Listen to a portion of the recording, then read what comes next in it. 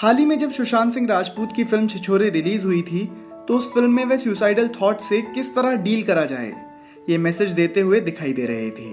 लेकिन आज 34 वर्षीय सुशांत सिंह राजपूत ने खुद जिंदगी के आगे अपने घुटने टेक दिए। कुछ हफ्तों पहले आई इरफान खान और ऋषि कपूर की मृत्यु की खबर से हमारा देश उभर ही रहा था कि 2020 में एक और दुखी करने वाली खबर आ गई।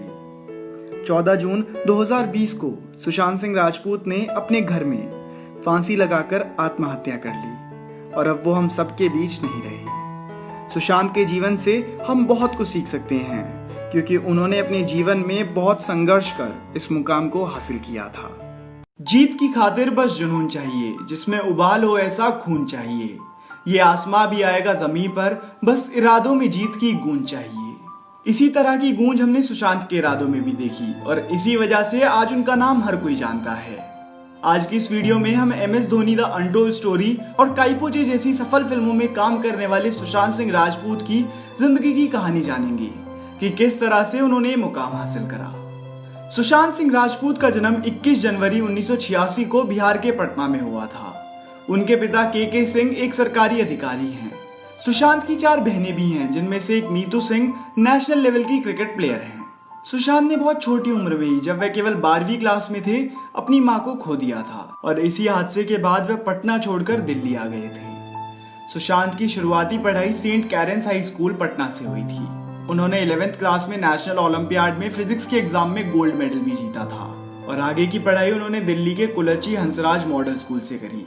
उसके बाद इंजीनियरिंग कॉलेज में एडमिशन लेने के लिए उन्होंने JEE की तैयारी करी और JEE मेंस के एग्जाम में बहुत अच्छी रैंक स्कोर करी। इसके बाद उन्होंने दिल्ली टेक्निकल यूनिवर्सिटी से मैकेनिकल इंजीनियरिंग की पढ़ाई करनी शुरू करी, लेकिन एक्टिंग और थिएटर में बढ़ते इंटरेस्ट की वजह से उन्होंने अपनी इंजीनियरिंग पूरी नहीं की। इसके बावजूद भी सुशांत पढ़ाई में काफी अव्वल थे। इस वजह से वे कई एग्जाम्स में बिना पढ़े ही पास हो जाते थे। उनका सपना पहले एक एस्ट्रोनॉट बनने का था और वह उसी के लिए दिन रात पढ़ाई भी करते रहते थे। और आपको बता दूं कि इसी वजह से वे एक बार नासा विजिट करने के लिए भी गए थे, लेकिन बाद में उन्हें एहसास हुआ कि वे अपना करियर फिल्मों में बनाना चाहते हैं। इसीलिए उन्होंने इंजीनियरिंग के साथ साथ कोरियोग्राफर शामक डावर की डांस क्लास भी ज्वाइन कर ली। वहां शामक इनके डांस से काफी इंप्रेस हुए और इन्हें अपने मेन डांस ग्रुप में शामिल कर लिया। सुशांत के करियर की शुरुआत बैकअप डांसर के रूप में हुई थी। दोस्तों, आपने अवार्ड शोज में जो स्टेज परफॉर्मेंसेज होती हैं, उनमें आपने देखा होगा कि एक्टर्स के पीछे एक पूरा डांस ग्रुप परफॉर्म कर रहा होता है। तो सुशांत भी अपनी इंजीनियरिंग के पहले 2 सालों में इन्हीं डांस ग्रुप्स में डांस किया करते थे। 3rd ईयर की पढ़ाई पूरी करने के बाद सुशांत ने अपनी इंजीनियरिंग छोड़ दी। सुशांत को 2006 में हुए कॉमनवेल्थ गेम्स के एक स्टेज शो में ऐश्वर्या राय के साथ परफॉर्म करने का भी मौका मिला था और उन्होंने फिल्म फेयर अवार्ड्स में भी कई बार डांस किया हुआ है। सुशांत को स्टार्टिंग में एक्टिंग करने की इंस्पिरेशन शाहरुख खान से मिली। मुंबई आने के बाद उन्होंने एक डांस ग्रुप के साथ भी परफॉर्म करा, जिसको फेमस कोरियोग्राफर आयशे लोबो ने ट्रेन किया था। इसके बाद उन्होंने यहाँ एक थिएटर ज्वाइन करा और वहां बहुत काम करा और शायद यही कारण रहा कि वे एक हार्ड वर्किंग एक्टर बनने में सफल रह सके। उन्होंने फेमस एक्शन डायरेक्टर एलन अमीन से मार्शल आर्ट्स की ट्रेनिंग लेनी भी शुरू कर दी। यहीं पर उन्हें सबसे पहले बालाजी टेलीफिल्म्स की कास्टिंग टीम ने नोटिस करा, जिसके बाद उनके करियर की शुरुआत किस देश में है मेरे दिल टीवी शो से हुई, जिसमें उन्होंने प्रीत जुनेजा का किरदार निभाया था। लेकिन उस शो में उनका रोल जल्दी ही खत्म हो गया।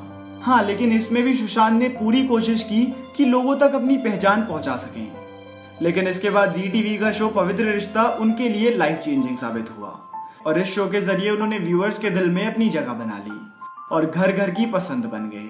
सुशांत ने रियलिटी शो जैसे जरा नच के दिखा 2 और झलक दिखला जा 4 में भी हिस्सा लिया। इन्हें टीवी शो पवित्र रिश्ता के लिए बेस्ट एक्टर का अवार्ड भी मिला और कुछ समय बाद ही सुशांत ये शो भी बीच में छोड़कर आउट ऑफ इंडिया थिएटर सीखने जा रहे थे। लेकिन उससे पहले उन्होंने अभिषेक कपूर की फिल्म काइपोचे का ऑडिशन दिया, जिसके बाद इन्हें फिल्म में मेन रोल के लिए सिलेक्ट करा गया। फिल्म काइपोचे चेतन भगत की novel the 3 mistakes of my life पर बेस्ड थी। इस फिल्म ने भी थिएटर में खूब नाम कमाया और अपनी पहली ही फिल्म से सबकी नजरों में अपनी जगह बनाने वाले सुशांत का जीवन इतना आसान नहीं रहा था। माँ बाप की इच्छा के बिना उन्होंने फिल्मों को अपना करियर चुना और आज इंडस्ट्री में अपना एक अलग ही मुकाम बना लिया है। काइपोचे के लिए उन्हें बेस्ट मेल डेब्यू के अवार्ड के लिए नॉमिनेट भी करा गया। सुशांत को उनकी पहली फिल्म के बाद जब शुद्ध देसी रोमांस मिली तो उनके बड़े स्टार ना होने की वजह से उनके साथ कोई भी एक्ट्रेस काम नहीं करना चाहती थी और यही वजह थी कि उनकी इस फिल्म में काफी टाइम बाद परिणीति को लिया गया। लेकिन धीरे धीरे इन्हें वो पॉपुलैरिटी मिलने लगी और साथ में कई फिल्में भी मिली जैसे पीके, MS Dhoni the untold story, राबता और केदारनाथ। और सुशांत ने टीवी को अलविदा बोलते वक्त ये डिसाइड कर लिया था कि अगर वह फिल्म इंडस्ट्री में नहीं हिट हुए तो वह फिल्म सिटी में कैंटीन खोल लेंगे और खुद ही शॉर्ट फिल्म्स बनाने लग जाएंगे। लेकिन थैंकफुली उन्हें वह काम नहीं करना पड़ा और फिल्म इंडस्ट्री में उन्होंने अपना टैलेंट दिखाकर ये साबित कर दिया कि जितना कठिन संघर्ष होगा, जीत उतनी ही शानदार होगी। आज बेशक सुशांत हम सबके बीच नहीं रहे, पर उनकी यादें और उनका फिल्मों में शानदार काम हमेशा हमारे दिलों में रहेगा। मैं आपको ये भी बताना चाहता हूँ कि आत्महत्या किसी भी तरह से किसी प्रॉब्लम का सलूशन नहीं होती। अगर आपके आसपास भी कोई ऐसा है जो अपनी जिंदगी में समस्याओं का सामना कर रहा हो, तो आप आगे आकर उनसे बात करो। यही उनकी मदद की तरफ आपका पहला कदम हो सकता है। मेंटल हेल्थ जैसे इश्यूज कितने हावी हो सकते हैं, ये आज हम सभी ने सुशांत की कहानी में देखा। हमें मेंटल हेल्थ जैसे टॉपिक्स पर आगे आकर अपने समाज में बातचीत बढ़ानी होगी, तभी आने वाले समय में बदलाव आ सकेगा।